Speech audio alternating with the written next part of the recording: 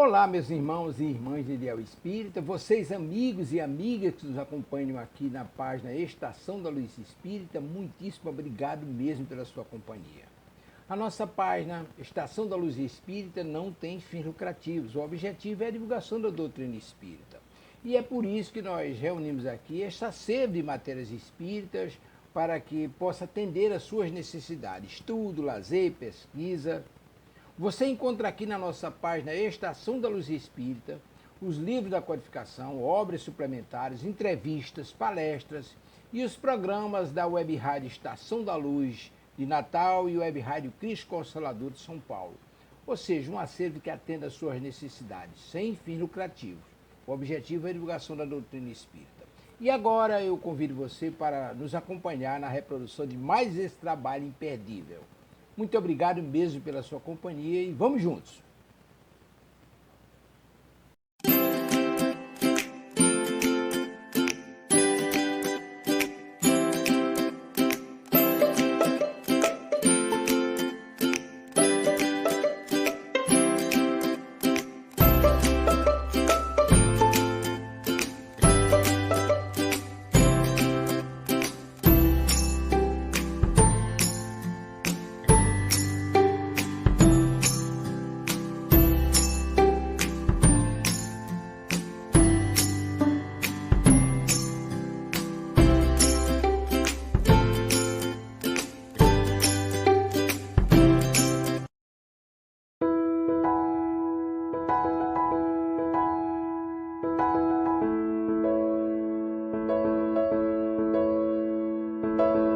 Olá, iniciamos a aula número 7 do curso Educação do Espírito.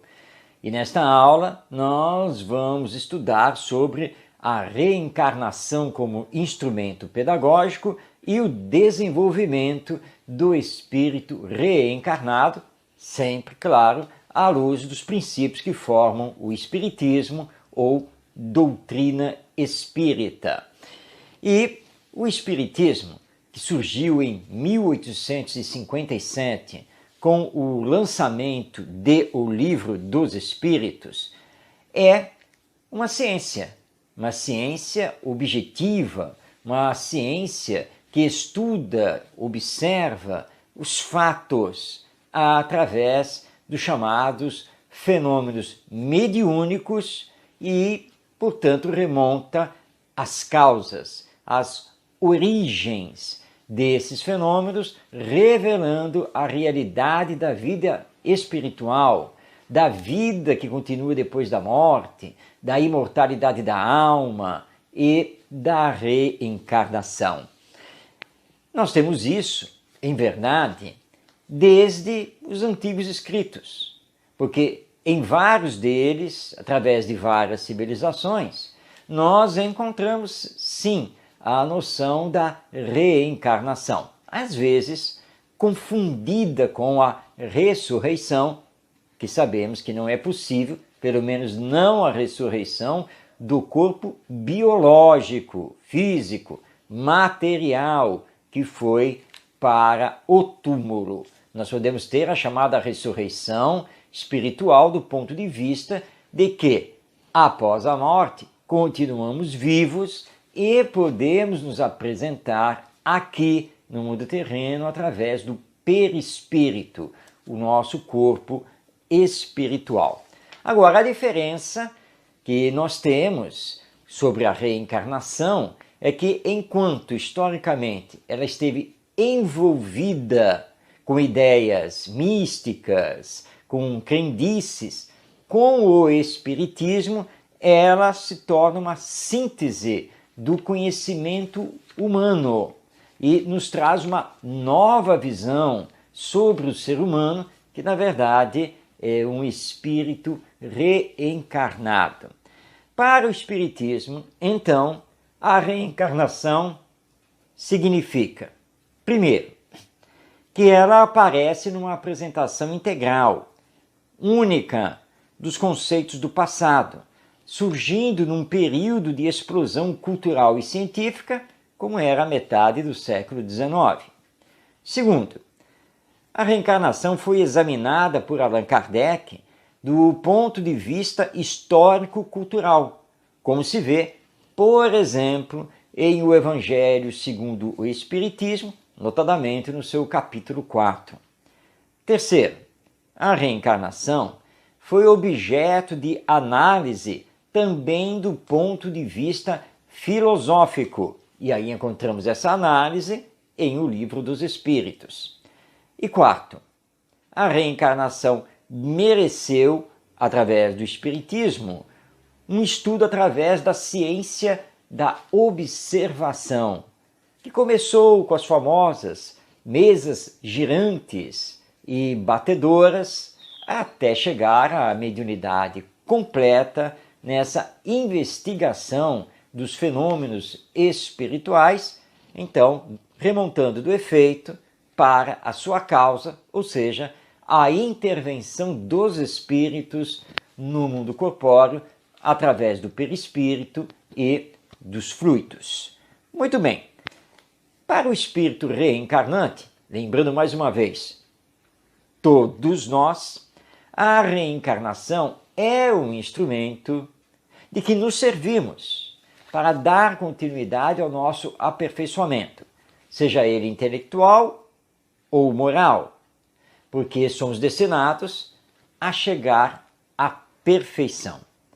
Para Deus, a reencarnação está num contexto lógico do Pai que permite aos seus filhos a continuidade das suas experiências e dos seus aprendizados, sem nada perder entre uma encarnação e outra, mas sempre se aprimorando espiritualmente. O Espiritismo nos ensina que viver é diferente de existir.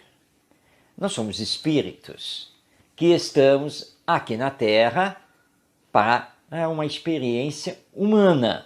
E nessa experiência humana passar por provas e muitas vezes expiações que não são necessários. Mas muitas pessoas vivem por viver. Muitas pessoas apenas se deixam levar pela vida. Quando temos que ter em mente esta nossa existência, que é muito importante.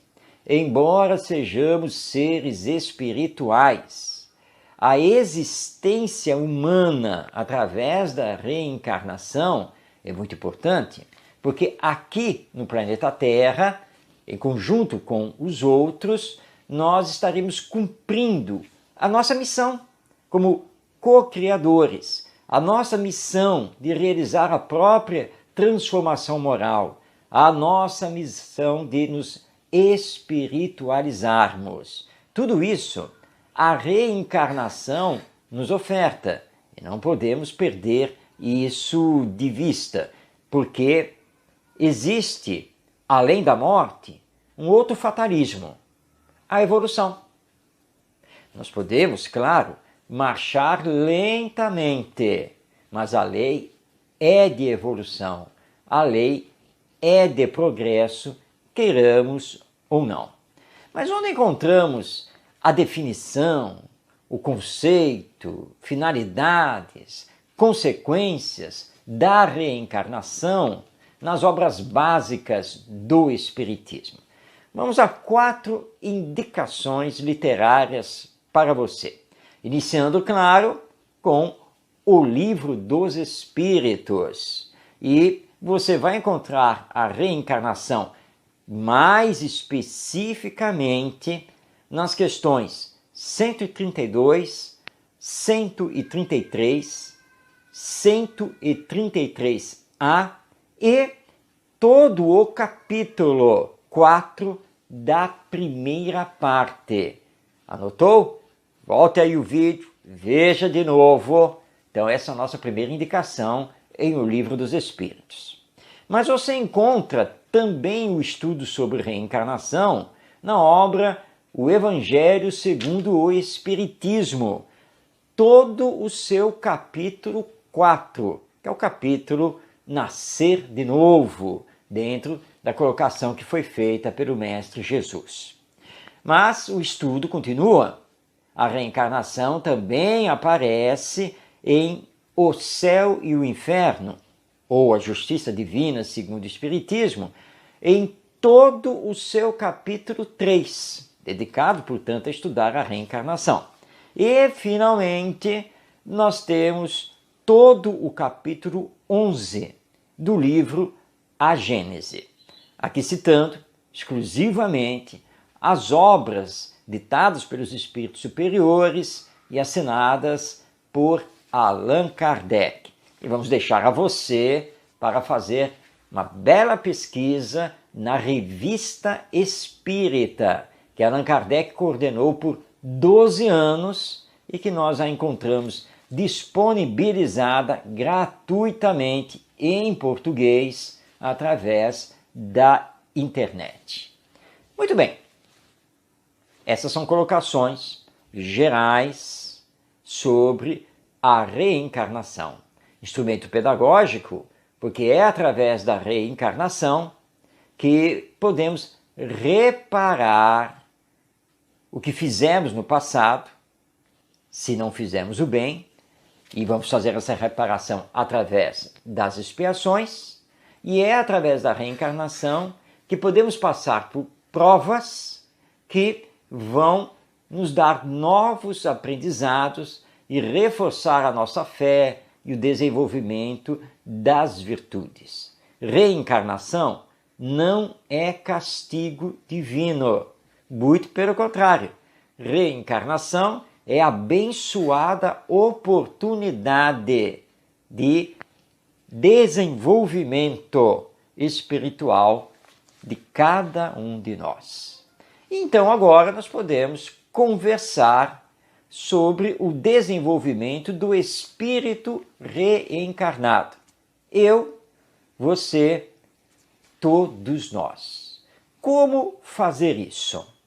Vamos passar a palavra a Allan Kardec em O Livro dos Espíritos. Lembrando que as palavras de Allan Kardec, nos seus comentários às respostas dos espíritos, complementam os ensinos que foram dados pelos espíritos superiores. E Allan Kardec, como aliás já estudamos aqui no curso, Allan Kardec foi um grande educador.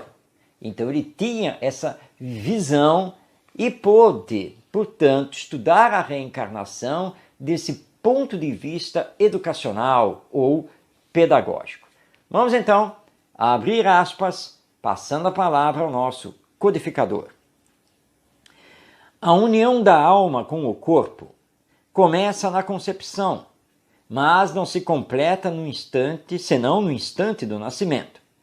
Desde o momento da concepção, o espírito designado para tomar determinado corpo, a ele se liga por um laço fluídico que se vai encurtando cada vez mais até o instante em que a criança vem à luz. O grito que então se escapa de seus lábios anuncia que a criança entrou para o número dos vivos e dos servos de Deus. Fechando aspas. Vem cá, você que estuda o Espiritismo e que, por certo, já leu o Livro dos Espíritos, você concorda comigo que esta fala é de Allan Kardec? Ou será que essa fala é dos Espíritos numa resposta a uma pergunta realizada pelo codificador? Eu não vou dizer qual é a alternativa correta. É preciso estudar. Vá lá no Livro dos Espíritos, procure a questão que você já está vendo aí na tela e veja, são palavras dos Espíritos ou palavra de Allan Kardec? É importante sabermos. Mas mais importante do que isso é vermos que esta informação, que a união da alma ou espírito com o corpo começa na concepção e gradualmente vai se completando até o nascimento. E aí sim, o espírito passa a tomar conta do corpo, que ainda vai passar pelo período da infância.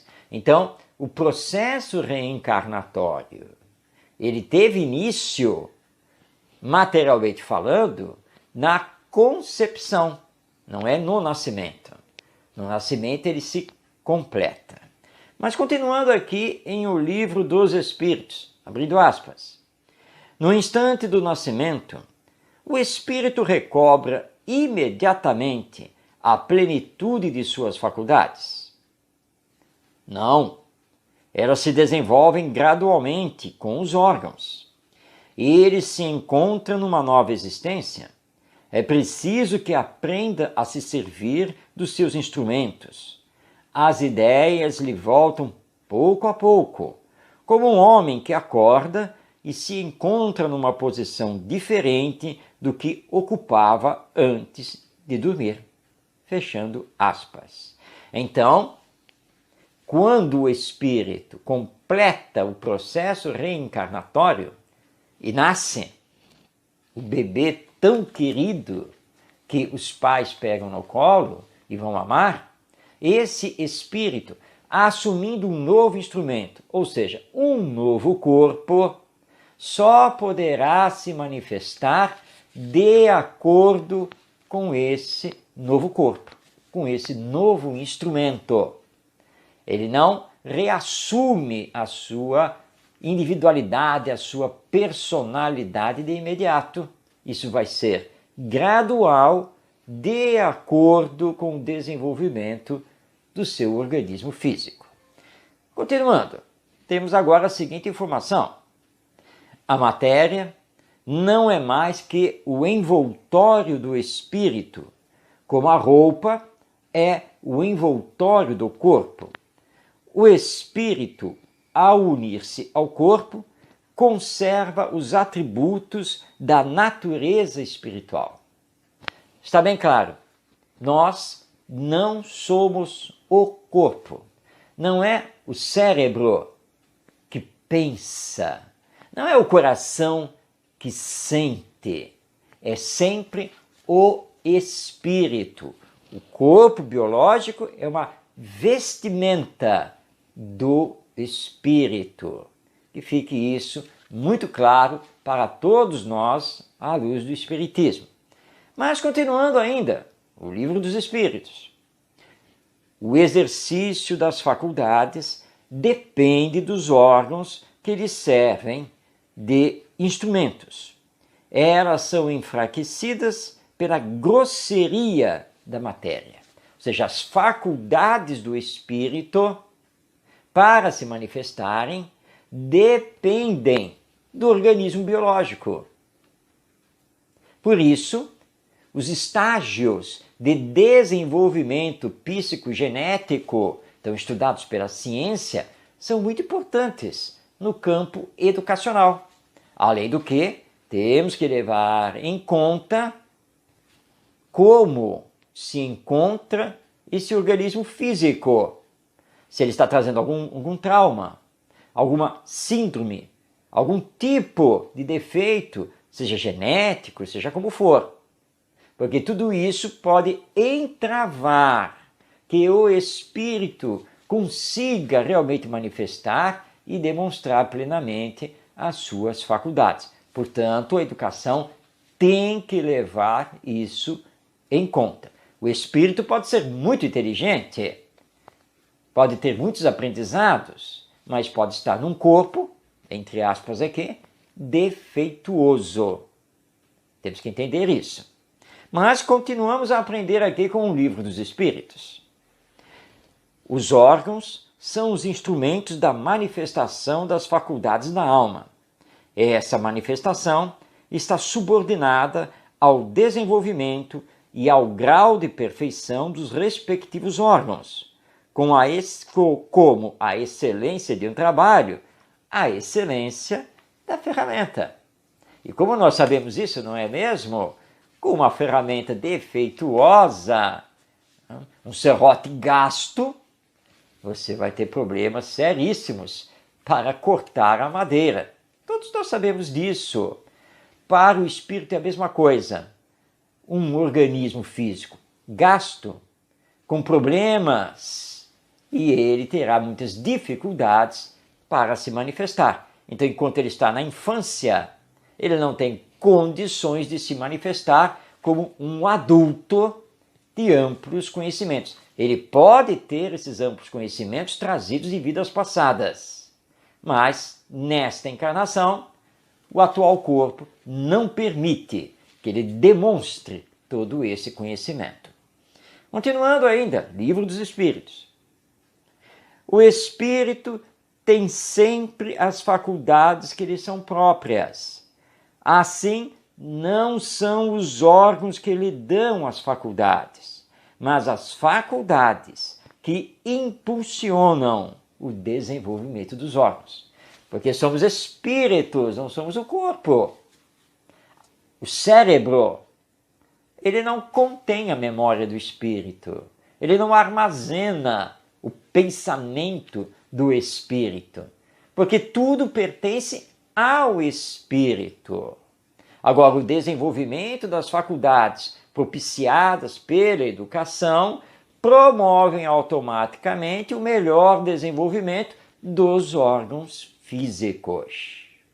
Mas continuando, as qualidades do espírito, que pode ser mais ou menos adiantado, constituem o princípio da diversidade das aptidões. Mas é necessário ter em conta a influência da matéria, que entrava mais ou menos o exercício dessas faculdades.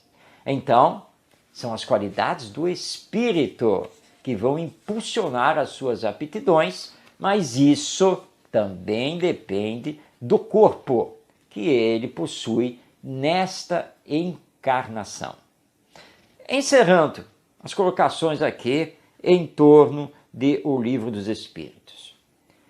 Enquanto criança, é natural que os órgãos da inteligência, não estando desenvolvidos, não possam dar-lhe, ou seja, ao espírito, toda a intuição de um adulto.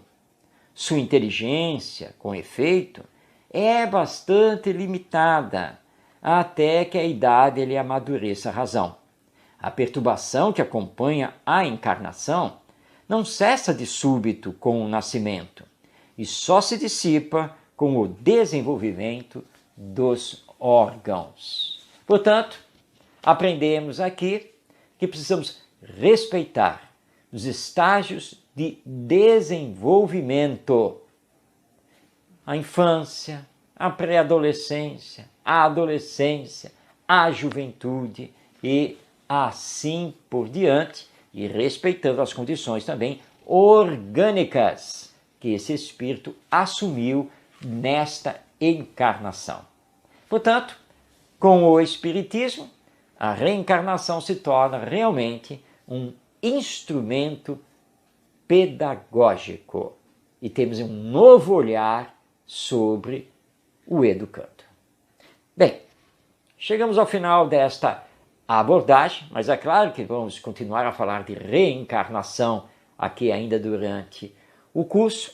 Vamos deixar aí para você na tela as nossas indicações bibliográficas espíritas sobre educação, e que você possa então refletir, meditar com profundidade sobre a reencarnação e as suas consequências e aplicação no campo da educação.